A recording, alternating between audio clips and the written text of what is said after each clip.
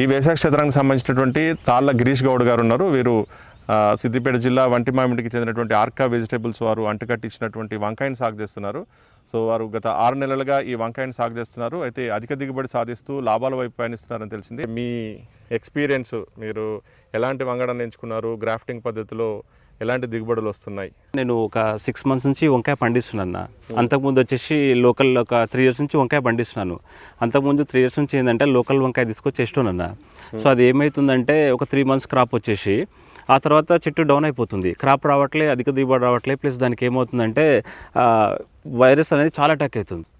So ఈ grafting ఏంటంటే యూట్యూబ్లో కోటెడ్ అని చెప్పేసి అడ్వర్టైజ్మెంట్ నాడు. సో అడ్వర్టైజ్మెంట్ చూసి నేను కాంటాక్ట్ నెంబర్ తీసుకొని అతనికి కాల్ చేసి నేను మూవ్ అయినాను. సో తనకి బుకింగ్ చేసిన తర్వాత మనకు 45 డేస్లో మనకు నారు ఇవ్వడం జరిగింది. చేసిన తర్వాత కూడా ఏమైనా డౌట్స్ ఉంటే అడిగాను, నాకు అన్ని సలహాలు ఇచ్చినాడు.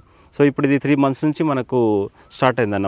ఈ క్రాప్ కూడా లోకల్ దాంతో పోల్చుకుంటేది ఇట్లా గుత్తులుగా రావడము, ప్లస్ అధిక దిగుబడి రావడము.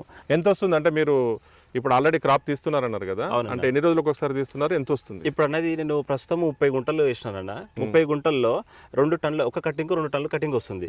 2 టన్నులు 30 గుంటల్లో ఒక కటింగ్కి 2 టన్నులు దిగుబడి వస్తుంది. దాదాపు 2 రోజులకు ఒకసారి 2 టన్నులు వస్తుంది. ఈజీగానా. ఇప్పుడు 2 రోజులు తెంపినాం అనుకోనా, థర్డ్ డే మళ్ళీ ఎక్కడ నుంచి స్టార్ట్ చేసినప్పుడు మళ్ళీ స్టార్ట్ చేయాలా.